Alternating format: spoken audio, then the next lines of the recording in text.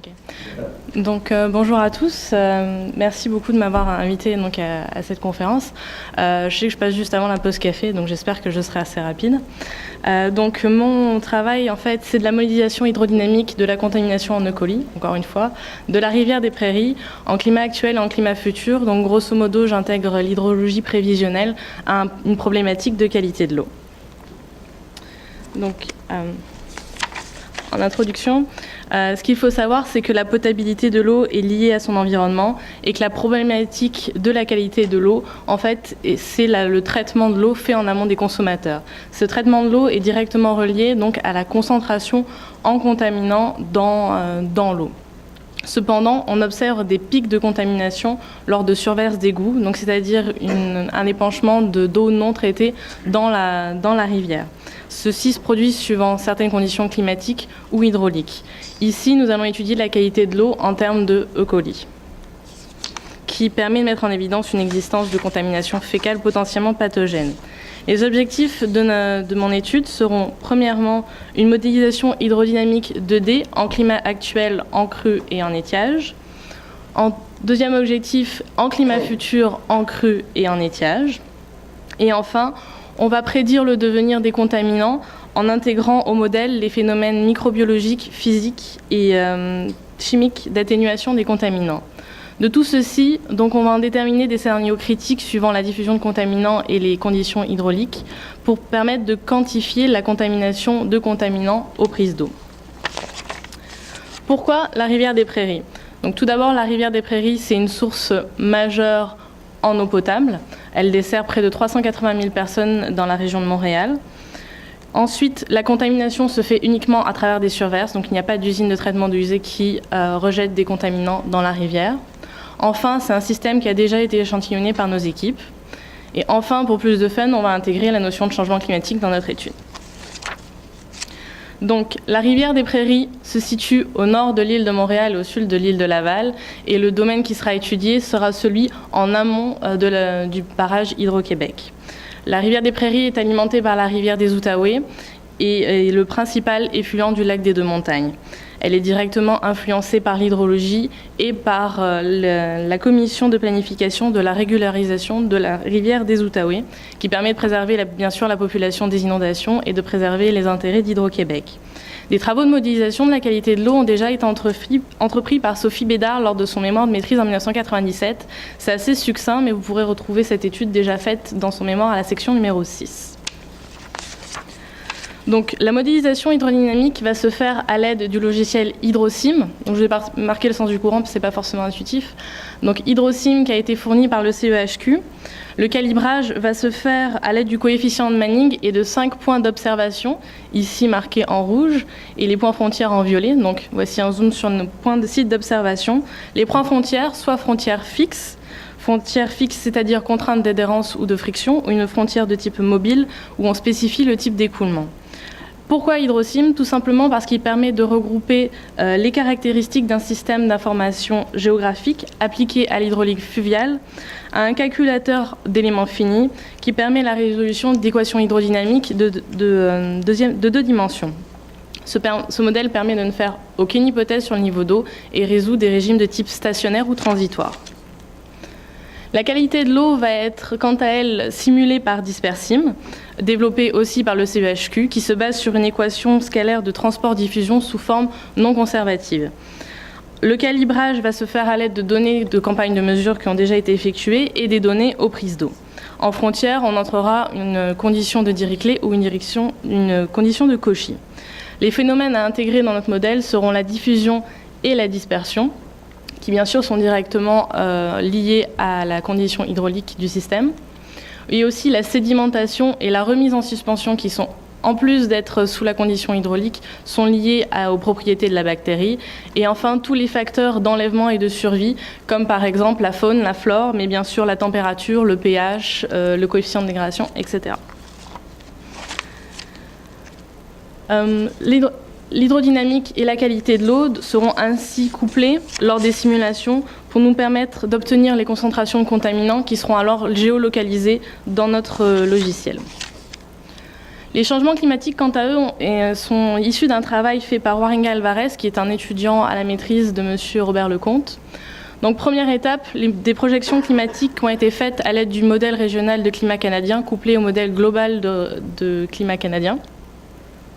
Comme la gestion du bassin versant de la rivière des Outaouais n'était pas disponible, ils ont créé un réseau de neurones dont la performance a été vérifiée à l'aide du modèle Hydrotel pour avoir une simulation de la rivière des Outaouais. Hydrotel a l'avantage notamment de ne pas nécessiter de s'adapter en fait aux données dites.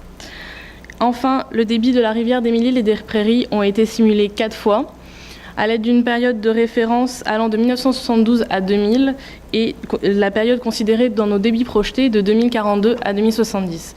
Donc on en déduit ici les débits projetés qui vont être intégrés dans notre modèle hydrodynamique.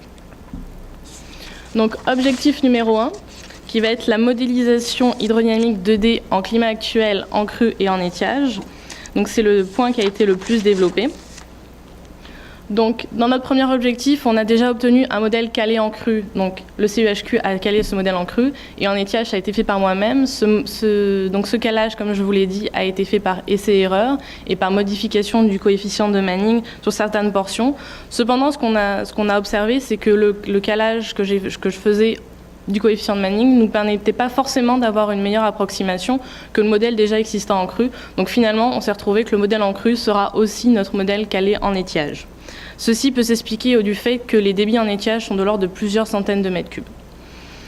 Aux frontières, donc voici donc les points sur lesquels nous avons fait notre calage. Aux points frontières, donc en amont, c'est-à-dire les points 6 et 7, nous avons donc fait une relation niveau-débit. En crue, cette relation a été tirée des données du CEHQ. En étiage, nous avons fait, donc on a pris la relation en crue, on a déterminé le niveau en étiage. Cependant, ce qu'on a observé, c'est qu'il y avait des sauts de valeur entre la condition frontière qu'on rentrait et la condition et la valeur résultante. Donc, ce qu'on a fait, on a pris la valeur résultante et on l'a réintégrée dans le modèle et on a regardé si ça convergeait et effectivement, ça convergeait. Malheureusement, nous n'avons pas pu aller sur le terrain pour vérifier ces données-là. Cependant, en aval, donc au point numéro 1, on a réussi à prendre des données de mesure. Donc, on a établi une nouvelle relation niveau-débit pour cette frontière-là. Ce qui est important de savoir, c'est que nous n'avons pas pu obtenir des données de la part du barrage d'Hydro-Québec, puisqu'ils ne voulaient pas communiquer là-dessus. Donc, voici les niveaux observés. Donc, notre précision d'écart est de l'ordre du 10 cm. Donc, c'est pour ça que j'ai arrondi à un chiffre après la virgule. Voici nos résultats simulés. Donc vous voyez qu'il y a une autre couleur pour les points 6 et 7, c'est justement parce qu'il y a eu un ajustement qui a été fait. Et donc voilà les écarts observés, qui sont très faibles donc pour les points 1, 2, 3, 4. Donc pour ce qu'on observe en premier lieu au point 1, 2, 3, c'est qu'il y a un effet réservoir dû au barrage. Enfin, au point 5, vous observez un écart de 12,3 cm qui est plus grand qu'attendu. Mais cela est dû en fait à des travaux qui étaient faits en aval de ce point-là. En termes de débit, nous avons fait l'hypothèse d'un débit constant sur toute la section. Ce que vous voyez, c'est qu'il y a 2 entrées, au point 6 et au point 7. Donc on s'est basé sur la répartition des débits en crue, qui était assez constante, c'est-à-dire de l'ordre de 53 au sud et de 47% du débit au nord.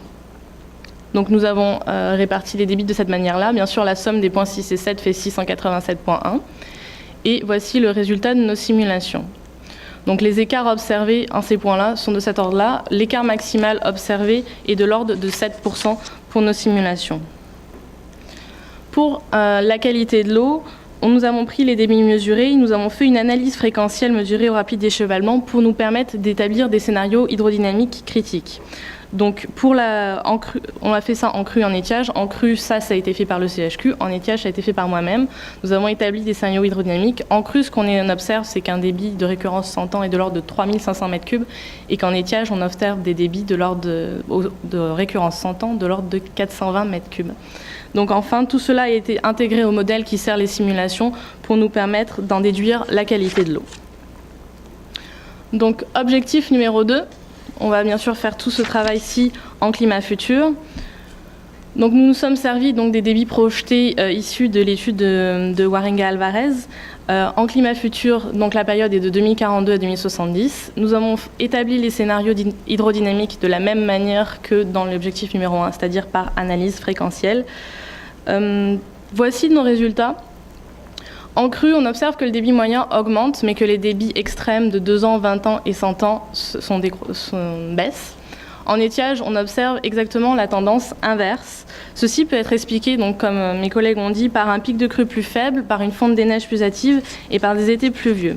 De manière plus schématique, si on fait un graphique temps versus débit, prenons donc la courbe de débit en climat actuel versus une courbe de débit en climat futur supposée. Bien sûr, ceci est sans dimension, c'est juste pour expliquer le point. Donc la moyenne en climat actuel est plus basse qu'en climat futur, cependant le pic en climat actuel est plus haut qu'en climat futur. Et c'est exactement la tendance inverse qu'on observe en étiage. Donc passons maintenant au point numéro 3, qui est de prédire le devenir des contaminants en intégrant au modèle les phénomènes chimiques, physiques et microbiologiques. Pour le devenir des contaminants, donc comme je vous ai dit, on se base sur le logiciel Dispersim qui va être étalonné à partir des échantillons et des données. Les échantillons sont des points en rive et au milieu du cours d'eau au niveau des ponts. C'est issu des travaux de Anne-Sophie Madomry dont l'article vient d'être accepté par le Water Research. Et les données sont issues de la ville de Laval, donc données aux prises d'eau, et des données issues du réseau de suivi de milieu aquatique qui sont des données en rive et en été seulement. Voici une vision de ce que Hydrosim peut rendre de manière géographiquement sous Modeler. Donc en bleu, il y a peu de contaminants et plus on va vers le rouge, donc ici le vert, plus il y aura de contaminants. Ce qu'il faut faire attention, c'est des résultats préliminaires. C'est un contaminant conservatif qui a été utilisé pour ce schéma-là et à valeur adimensionnelle. L'intégration de la contamination en E. coli, bien sûr, va être faite par l'intégration d'un coefficient de dégradation dans ce modèle. Donc voici ici une carte avec les étoiles roses, vous avez la géolocalisation des trop-pleins et les croix bleues ou violettes, c'est la localisation des prises d'eau. Donc on voit qu'il y a certaines prises d'eau qui sont en aval de beaucoup de trop-pleins. Notre défi actuellement, c'est comment va-t-on prendre en considération les trop-pleins qui ne sont pas en bordure de la rivière. Donc c'est un peu en cours d'exploration. Voici un zoom d'une zone. Encerclée en rouge, là, c'est les points d'injection. Ce qu'on observe, c'est le panache de diffusion qui risque d'arriver donc à une prise d'eau. C'est un petit peu ça notre problématique. En termes de données, d'analyse de la contamination en E. coli, il y a quelques petites données qui ont été succinctement étudiées. Donc le graphe de débit versus concentration en E. coli. La concentration en E. coli, c'est une échelle logarithmique. Donc voici la moyenne par saison qui est observée. On observe qu'il y a une baisse de la concentration au printemps et à l'été, une hausse à l'automne et à l'hiver. Mais globalement, le traitement se base sur une moyenne de 12 mois sur les 12 mois les plus critiques sur 36 mois, d'après le RQEP. Donc c'est ces moyennes-là qui importent. Mais nous, notre étude, c'est ces points critiques-là, comment ils vont être pris en considération dans le traitement de l'eau potable. C'est ces points-là où l'on se pose la question. Première conclusion, c'est plus le débit est fort, plus la concentration en E. coli est élevée, mais hors hiver, et la corrélation n'est pas directe. Et aussi la variabilité qu'on peut observer au printemps, elle est probablement due au lessivage dû aux crues. Maintenant, comment relier ces concentrations, le débit et à notre système, c'est encore une problématique qui est encore en cours à étude. Enfin, objectif numéro 4, qui est prédire le devenir des contaminants et quantifier ceci aux prises d'eau. Donc pour quantifier les impacts et en tirer une analyse pertinente pour une gestion optimale, il faut établir des scénarios en crue et en étiage. Avec le modèle, on peut faire des simulations suivant ces scénarios et avec ceci, on peut estimer les concentrations aux prises d'eau qu'il faudra mettre bien sûr en perspective avec les capacités de traitement des usines. Donc en conclusion, avec les données, on va établir des scénarios critiques en climat actuel et en climat futur que l'on va intégrer au modèle et on va ainsi estimer la concentration en contaminants aux prises d'eau. De tout cela, on va pouvoir en déduire une période critique et à risque aux prises d'eau et peut-être en déterminer des mesures adaptatives de protection de la population, d'adaptation au changement climatique. C'est une partie qui a notamment été vue par Lorraine Autichier par son mémoire. Vous avez la fiche dehors si vous voulez plus de détails. Et je tiens à remercier l'ensemble de ces personnes présentes sur cette slide.